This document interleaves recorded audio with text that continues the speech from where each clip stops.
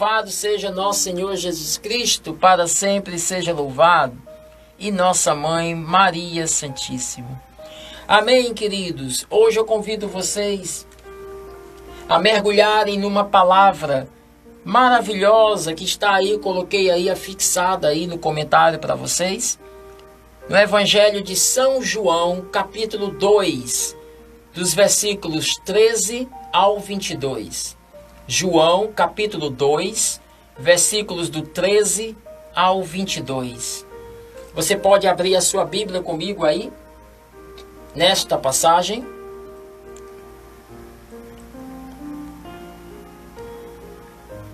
Esta passagem nos fala sobre o Templo de Jerusalém e o comportamento de Jesus no Templo de Jerusalém contra os vendilhões que estavam fazendo do templo uma casa de comércio, do Templo Santo da Casa de Deus uma casa de comércio. Então você acompanha a leitura comigo, vamos lá? Nos diz assim: estava próxima a Páscoa dos judeus, então Jesus subiu até Jerusalém. Encontrou no templo os negociantes de bois, de ovelhas e de pombas, mesas dos trocadores de moeda. Então Jesus fez um chicote de cordas e expulsou todos do templo, como também as ovelhas, os bois, espalhou pelo chão o dinheiro dos trocadores e derrubou as mesas. Disse àqueles que vendiam as pombas: tirai isto daqui, não façais da casa de meu pai uma casa de negociantes. Lembraram-se então os seus discípulos do que está escrito nas Escrituras: o zelo da tua casa me consome. Perguntaram-lhe os judeus: que sinal nos apresenta tu para procederes deste modo? Respondeu-lhe então Jesus: destruí vós este templo, e eu o reerguerei em 3 dias. Os judeus então replicaram: em 46 anos foi edificado este templo, e tu dizes que irás levantá-lo em 3 dias? Mas Jesus estava falando do templo do seu corpo. Depois que ele ressurgiu dos mortos, os seus discípulos lembraram-se destas palavras e creram na Escritura e na palavra de Jesus. Palavra da salvação. Glória a vós, Senhor. Amados irmãos e irmãs, nós estamos diante de uma palavra, de uma narrativa que nos conta a história de um episódio aonde Jesus, ao chegar em Jerusalém, mais propriamente no Templo de Jerusalém, o templo que é a casa de Deus, o local aonde precisa ser santificado, ter respeito, o local aonde Deus habita, aonde precisa ser sacralizado, santificado. E Jesus, ao chegar no Templo de Jerusalém, o que ele encontra são pessoas vendendo animais. Por quê? Porque naquela época, na cultura judaica, quando alguém cometia um pecado, esta pessoa, para poder ela ficar livre daquele pecado, a lei mandava que ela fosse até o Templo de Jerusalém, a lei mandava que ela fosse até o templo e se apresentasse ao sacerdote no templo. E chegasse lá para o sacerdote, contasse o seu pecado, que é que ela tinha feito, para que o sacerdote pudesse lhe dar a absolvição. E como forma de penitência, de sacrifício, como forma de reconhecimento do seu pecado, ela deveria oferecer ao templo um animal de acordo com a gravidade do seu pecado. Se o pecado fosse um pecado muito grave, o animal teria que ser um animal maior, por exemplo, um boi, né? Se o pecado fosse menor, talvez um cordeiro, um carneiro, ou mesmo uma pombinha. Então ela oferecia aquele animal, o sacerdote matava aquele animal sobre o altar, derramava o sangue daquele animal ali no altar, queimava a sua carne, e aquela fumaça da carne que subia simbolizava a oração de pedido de perdão a Deus, tá? Então isso é uma prática, uma cultura que vem desde Moisés. E o povo praticava isso. Então assim, o local do templo era um local de imolação de animais, de holocausto de animais, como forma de pedido de expiação dos pecados. Então o que acontece? As pessoas precisavam levar animais ali, outras levavam farinha para os pães, enfim, precisava-se levar alguma oferta para ser expiado os seus pecados. Algumas pessoas começaram a se aproveitar disso, né? Onde há demanda, há sempre alguém querendo se aproveitar da demanda.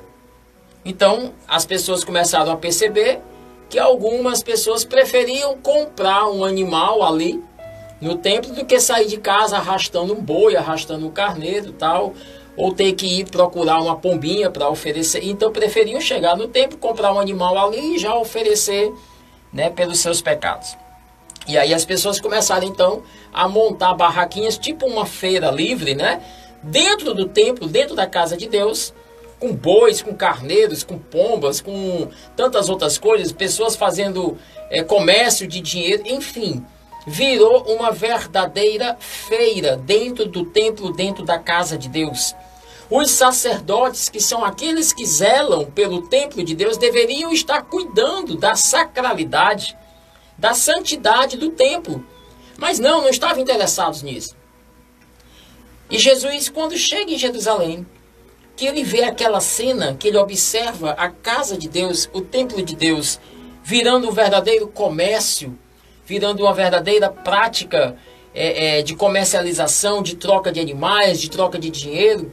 Jesus, pela primeira vez, nós encontramos aqui no Evangelho um momento onde Jesus tem um momento de rebeldia, né? Vamos colocar assim, de uma revolta, mas não uma revolta pecaminosa. Não é uma revolta provinda do pecado, ao contrário. É uma revolta provinda do zelo da casa de Deus, né? Jesus se altera, faz para si um chicote, e aí ele começa a chicotear aquelas pessoas que estavam profanando o templo de Deus. Ele começa a expulsar aqueles homens, ele expulsa os bois, expulsa os carneiros, solta as pombas, derruba as mesas que estavam ali, e ele sai fazendo uma verdadeira limpeza dentro do templo, né? Tirando tudo aquilo que estava profanando, tudo aquilo que estava tirando a pureza do templo de Deus. Um verdadeiro ato de coragem, né? Um verdadeiro ato de coragem. Jesus vai contra todos que ali estão e expulsa. Algumas pessoas não gostam disso. Aqueles que estavam ganhando dinheiro com isso, aqueles que estavam sendo beneficiados com essa prática, se revoltam e aí vão falar com Jesus e perguntam: olha, com que direito você tem de fazer isso aqui? Né? Por que você procede desta maneira? Nos dá um sinal de que o que tu estás fazendo aqui é certo. E aí Jesus dá uma resposta enigmática para eles, porque Jesus fala assim: vocês irão destruir este templo, e eu o reconstruirei em 3 dias. Ora, veja bem, Jesus está purificando o templo, pedra, edifício, né? Ali, aquela instituição. Jesus está purificando aquele local, aquele templo de Jerusalém. Mas quando ele responde àqueles que estavam perguntando a ele, Jesus agora não fala do templo de Jerusalém, daquele templo de pedra, mas agora Jesus se refere ao seu próprio corpo. Jesus faz aqui uma contextualização. Ele fala do templo de Jerusalém, mas agora ele fala do seu templo, do seu corpo, e ele faz aqui um comparativo. E ele diz: olha, vocês irão destruir este templo em 3 dias. Ele está falando da sua carne, ele está falando do seu corpo. Vocês vão me matar. Vocês vão me matar. E em 3 dias eu o reconstruirei. Vocês irão destruir esse templo e em 3 dias eu o reconstruirei. Jesus está falando aqui da sua ressurreição. Ele está dizendo que será morto, mas que ao 3º dia ressuscitará. E eles não entendem, eles acham que Jesus está falando do templo de pedra. E então eles dizem, olha, mas esse templo levou 46 anos para ser construído e você está dizendo que em 3 dias vai levantá-lo? Como pode isso? Mas Jesus não estava falando daquele templo de pedra, Jesus estava falando do seu corpo. É muito interessante nós observarmos aqui que Jesus aproveita a situação que se encontra ali naquele momento, a situação de purificação do templo de Jerusalém, para falar a respeito do seu próprio templo, do seu corpo. E em uma outra passagem lá em Coríntios, eu vou ler para vocês também aqui, ele vai também fazer esta mesma referência de templo ao nosso corpo físico também. Eu convido vocês a abrirem, vamos também para lá, para esta passagem, para poder a gente contextualizar com esta leitura do Evangelho. Lá em 1 Coríntios, capítulo 6, versículo 12. 1 Coríntios, capítulo 6, versículo 12. Nos diz assim, olha só o que é que São Paulo vem falar aqui a respeito do templo também, né? Tudo me é permitido, mas nem tudo convém ser feito. Tudo me é permitido, mas eu não me deixarei dominar por coisa alguma. Os alimentos são para o estômago, e o estômago para os alimentos, porém Deus destruirá tanto aqueles como a este. O corpo, porém, não é para a impureza, mas para o Senhor, e o Senhor para o corpo. Deus que ressuscitou o Senhor, também nos ressuscitará a nós pelo seu poder. Veja que São Paulo começa a falar aqui do nosso corpo físico. E ele começa a dizer que o corpo não foi feito para a impureza, mas o nosso corpo foi feito para Deus. E assim como o Pai ressuscitou a Jesus Cristo, Ele também ressuscitará a nós, o nosso corpo. O seu corpo será ressuscitado também em Cristo Jesus. Versículo 15. Não sabeis que vossos corpos são membros de Cristo? Olha que palavra interessante. São Paulo aqui começa a nos fazer um paralelo de entendimento que os nossos corpos são membros de Cristo. Nós somos a igreja de Cristo. Nós somos o templo vivo de Deus.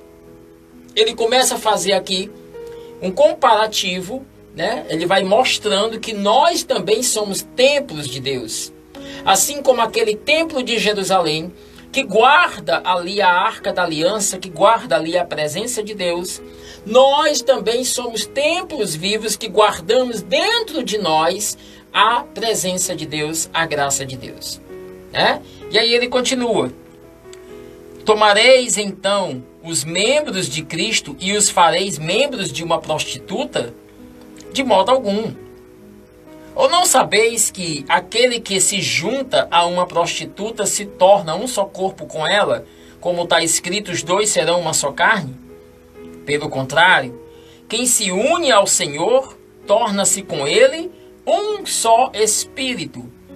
Então, fugi da fornicação. Porque qualquer outro pecado que o homem comete é fora do corpo. Mas aquele que peca pela impureza, peca contra o seu próprio corpo. Versículo 19. Ou não sabeis que o vosso corpo é o templo do Espírito Santo e que o Espírito Santo habita dentro de vós, o qual recebestes de Deus e que para isso mesmo já não vos pertenceis? Porque fostes comprados por um grande preço. Glorificai, pois, a Deus no vosso corpo. Palavra do Senhor. Graças a Deus. Veja, queridos, que nós lemos uma passagem do Evangelho que nos mostra Jesus dentro do templo fazendo uma purificação do templo de Jerusalém. Depois Jesus mostra que o seu corpo, o seu próprio corpo, é o templo reconstruído, ressurrecto do Pai. E depois São Paulo vem nos fazer este comparativo, dizer que assim como Cristo é templo de Deus, é templo do Espírito Santo, porque Ele é o próprio Deus, nós que também somos membros de Cristo, nós que também fazemos parte do corpo de Cristo, também somos templos do Espírito Santo, porque carregamos dentro de nós o Espírito de Deus, porque temos dentro de nós, habitando em nós, o Espírito Santo. Ora, queridos, veja bem, entenda o seguinte, quando nós entramos em uma igreja, nós buscamos ter todo o respeito ao entrarmos numa igreja. Ninguém entra numa igreja com roupas indecentes. Nós não entramos numa igreja e ficamos gritando lá dentro, contando história, contando piada.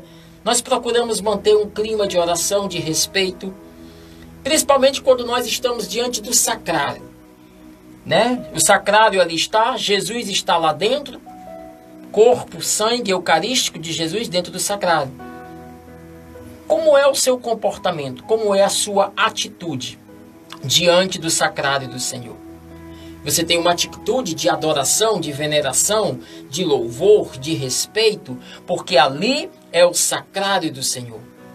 Você teria coragem, por exemplo, de deteriorar, de estragar o sacrário do Senhor? Você teria coragem de ir, por exemplo, a uma igreja e se aproximar do sacrário de Jesus e pichar o sacrário, pintar o sacrário, ou sei lá, fazer qualquer coisa que viesse trazer avarias àquele local que está guardando o corpo do Senhor? Não, ao contrário.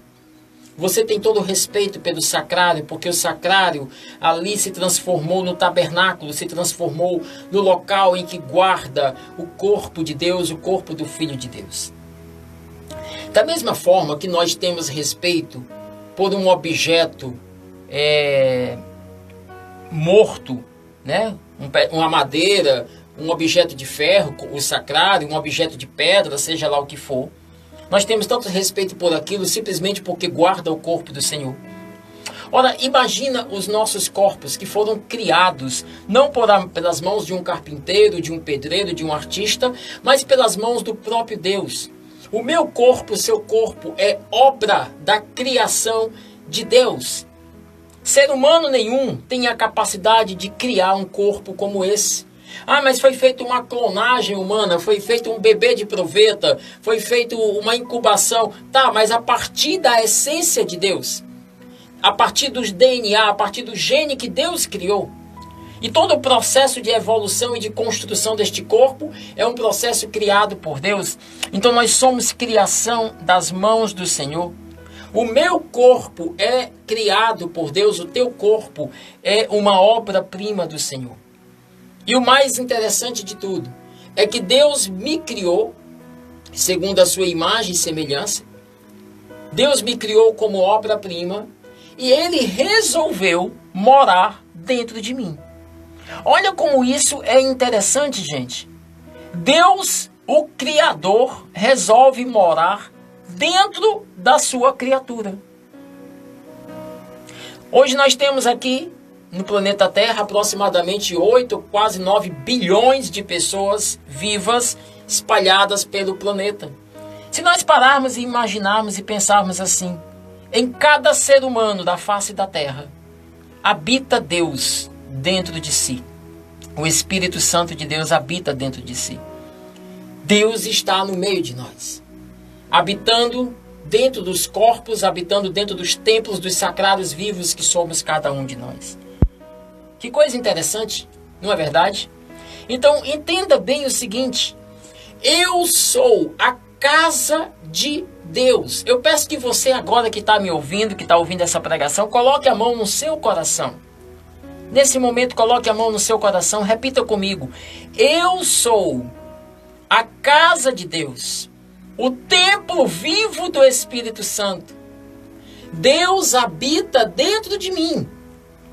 E o meu corpo deve ser santificado para guardar a presença de Deus dentro de mim. Amém? Queridos, veja bem. Se Jesus teve tanto cuidado, tanto apreço, tanto zelo por um imóvel, né? Vamos colocar assim, pelo templo de pedra de Jerusalém. Se Jesus teve tanto zelo por aquele templo, quanto mais Jesus não queria ter zelo e quer ter zelo pelo tempo vivo que somos cada um de nós. Se naquele dia Jesus tomou a decisão de purificar o templo de Jerusalém por respeito à presença do Pai que ali está, quanto mais nossos corpos físicos, que são templo sacrário vivo de Deus, não deveríamos ter respeito por este sacrário, por este templo. É por isso que São Paulo aqui vem nos dizer isso, que nós não podemos tornar impuro os nossos corpos. O corpo, versículo 13 está aqui, não foi feito para a impureza, mas o corpo foi feito para o Senhor. Não torneis o vosso corpo impuro. Versículo 18, fugi da fornicação. O que é a fornicação, gente? Fornicação é a impureza, é o pecado do sexo fora do casamento. É o pecado que comete, por exemplo, um casal de namorados que não são casados e que praticam um ato sexual. Isso é fornicação. Um casal de noivos que ainda não casaram, mas que tem vida sexual, tem relação sexual. Isso é fornicação. O que é mais? Pessoas que já convivem dentro de uma mesma casa, né, uma vida conjugal a dois, mas que não são casados, que vivem juntos. Também é fornicação. O pecado da masturbação. Pessoas que vivem o pecado da masturbação, da impureza. Também é fornicação, também é pecado contra a castidade. O que mais que é impureza? Assistir filmes pornográficos, abrir sites de pornografia na internet, ver vídeos, ver histórias, músicas que levam à impureza, filmes na televisão, programas de televisão, comentários de duplo sentido. Tudo isso é impureza. E São Paulo nos fala aqui, qualquer outro pecado que o homem comete é fora do corpo. Por exemplo, uma pessoa que cometeu o pecado de matar a outra, ela matou uma pessoa. Tá, é um pecado, mas ela não cometeu aquele pecado contra o seu próprio corpo. Ela matou a pessoa, ela cometeu o pecado contra a outra pessoa. Mesma coisa aquele que rouba, né? A mesma coisa aquele que cobiça a mulher do outro, tá? Pessoa fofoca, a pessoa guarda mágoa, rancor, tudo isso é contra outras pessoas. Mas quando a pessoa comete um pecado de impureza, ela comete um pecado contra si. Então ela está profanando o seu templo vivo, o seu corpo. Ela está profanando a casa de Deus, queridos. Ela está profanando o lugar aonde Deus habita, né? Então veja que São Paulo diz aqui, qualquer outro pecado que o homem comete é fora do corpo, mas o impuro peca contra o seu próprio corpo. Não sabeis que o vosso corpo é templo do Espírito Santo, que ele habita dentro de vós? Por isso mesmo, o vosso corpo já não te pertence mais. Está aqui, né? Escrito no versículo 19. O meu corpo já não me pertence. Deus me deu este corpo, mas este corpo não é meu. Eu posso fazer do meu corpo o que eu bem quiser, o que eu bem entender? Não, não posso. Por quê? Porque o meu corpo, ele é um sacrário que carrega a minha alma. Eu habito neste corpo durante um período de vida, e Deus sabe o dia que começou e Deus sabe o dia que vai terminar a minha vida. E durante este período, este corpo que Deus me deu para quê? Para que ele possa carregar a minha alma. E que durante o meu processo de vida, a minha alma seja santificada, preparada para ir aos braços de Deus na minha morte, né? No momento em que eu vou me encontrar com o Senhor. Então, eu não posso fazer daquilo que não me pertence. Se o teu corpo fosse teu, se você tivesse domínio sobre ele, querida, você não adoecia, você não morria. Se o corpo fosse seu, você fazia dele o que você bem quisesse. Mas a prova é tanta que nós não temos domínio sobre o nosso corpo. Nós não sabemos o dia que vamos morrer, a gente não adoece quando quer ou quando não quer. As coisas acontecem, porque não compete a nós o controle sobre a nossa fisiologia. Então veja que eu não tenho direito sobre o meu corpo de querer fazer dele o que eu quiser.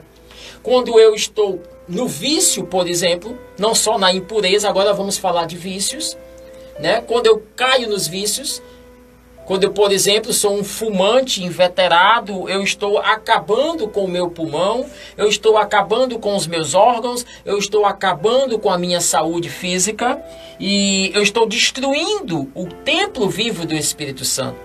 Se eu sou um alcoólatra inveterado, se eu bebo todos os dias, se eu estou destruindo o meu corpo com o alcoolismo, ou mesmo com as drogas também, eu estou destruindo o templo vivo do Espírito Santo.